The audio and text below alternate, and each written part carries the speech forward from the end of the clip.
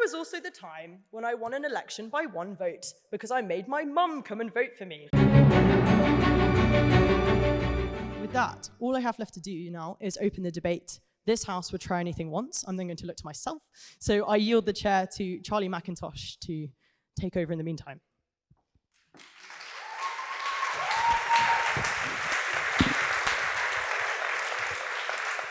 Thank you very much, Hannah. I think I can be living proof that you never retire from the Oxford Union. It's just a lapse in time. And Ibrahim, you can send my flowers to New College. I'll be waiting them. And with that, ladies and gentlemen, I look to the Honourable President, Ms. Hannah Edwards, Lincoln College. Hear, hear.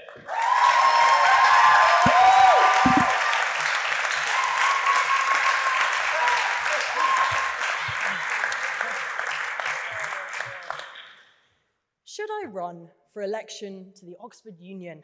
I asked people around the university 2 years ago. Don't do it, they said. It's a nest of vipers. They'll eat you alive. It's full of wannabe politicians playing politics. Someone pointed out that I'd gone to boarding school and was already blonde enough to resemble Boris Johnson. And did I want to increase our similarities? Worst of all, someone threatened, you'll spend every day as a woman surrounded by a bunch of men in suits. But I told myself this could not truly be the case.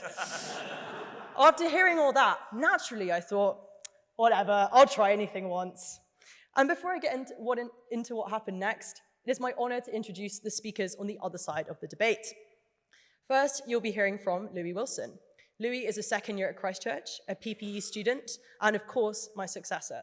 I'm not surprised Louis is arguing the opposition tonight, given he could not be further from forging a new or unconventional path.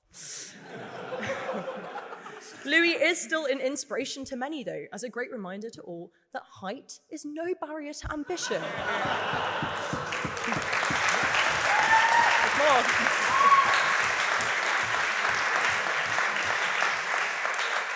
My only concern for Louis as president is that he gets his term card together in time, as if it takes as long as it took him to get together with his girlfriend, you won't have one until Hillary 2025. Jokes aside, as my successor, I have absolute faith in Louis to be a brilliant president, being one of the most competent and hardworking people I know, and a good laugh, as you'll see shortly. Up next is actually Rufus Rice, but I didn't know this until about 10 minutes ago, and I can't be bothered to change it because it's my last day as president. So I'm just going to give the roast I was going to give to Ricky when I thought he was on the other side. So up next is... So Rufus will speak, but on my side, we've got Ricky Masindo. He is a comedian and podcast host who is the most recent winner of Chortle Student Comedy Award, and Louis will tell you all this again in a minute. This is good news for the audience, because you'll hear from at least one funny student tonight. And as a medical student at Bristol, I think he might be, oh, fuck, the joke doesn't work anymore. He's on the right side because he's well-versed in trying everything once. There we go. I had a quick change there. Oh. That's okay, right. Lastly, you will hear from Archie Manners, a British comedian and magician who also runs a YouTube channel with Josh Peters. He is a formidable opponent to be against in this debate, being one of Tatler's top power networkers.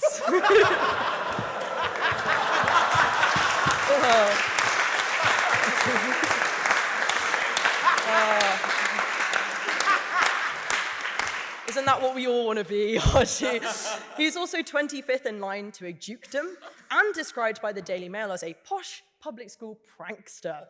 It feels a bit harsh to give him a roast because I think being 30 and doing pranks for a living is probably roast enough. But...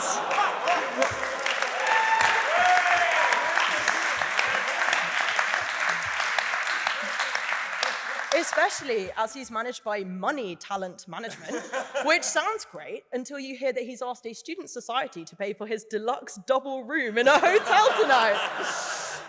I'm not even saying that. Just to get changed. Even worse. These are your speakers, and they are most welcome.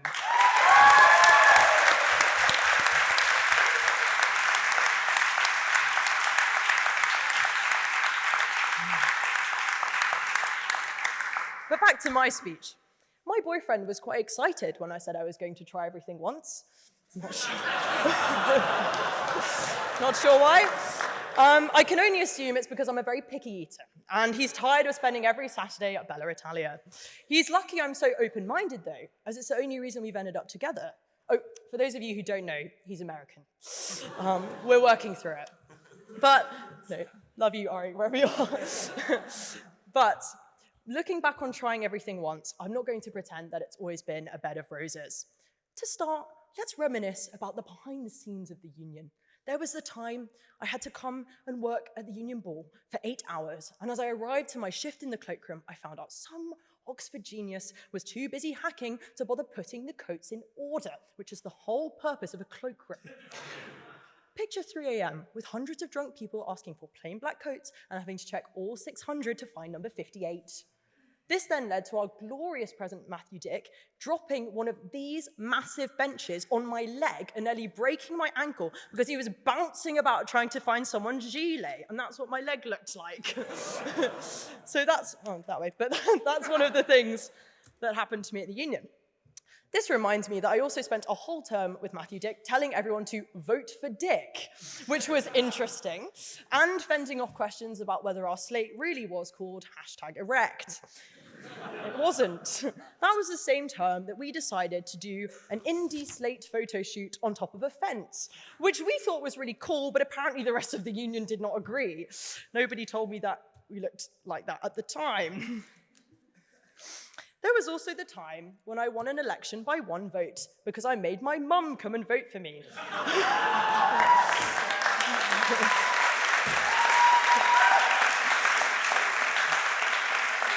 And when I walked around the union, everyone kept singing, "Hannah's mum can vote you #1. So that was good.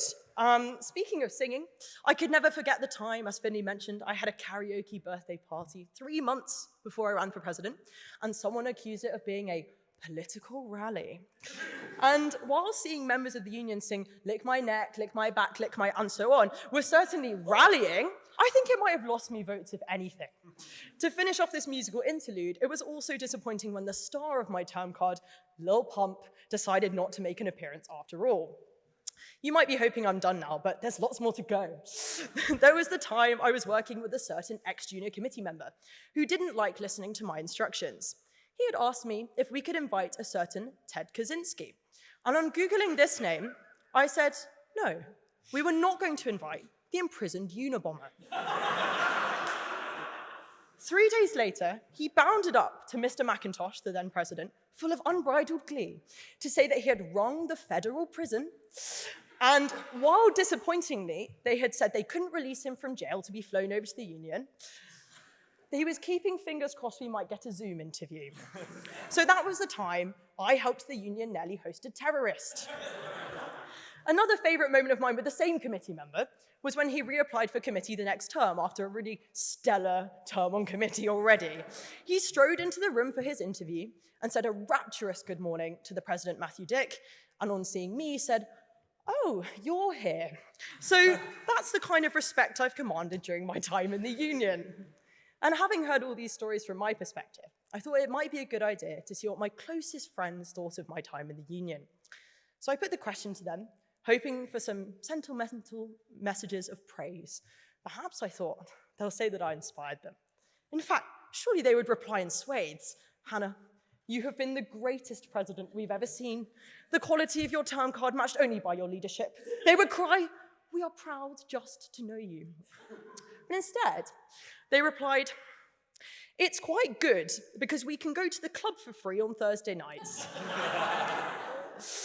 And then when I said, could we take the question a little more seriously, they put a poll in the WhatsApp group chat, which is something you can do now, saying, "Hannah, fly or flop?" And then they all voted for flop. So those are my friends. And I would like to take this opportunity to thank my friends for all their support, especially when they motivated me to win president by saying that if I didn't, they would make me live in the windowless basement room of the house our college had allocated us. So that really helped me along the way. Anyway, before I reveal any more intimate details about my life, I think this might be a good time to end my speech. And I've had a wonderful time telling you all tonight about the things that have gone wrong along the way, but I'm very, very glad that I did try this thing once, because it's been an absolute honor to serve as your president for these last 8 weeks, and life-changing to be part of the Oxford Union. I've done things at 20 that I couldn't have done anywhere else, from interviewing Dominic Cummings to Sir Lindsay Hoyle to hosting the union's second ever all-women debate, which is very close to my heart. So if there is anyone out there who's thinking about running for the Oxford Union but hasn't done so yet, then I encourage you to all get out there and try everything once. Thank you.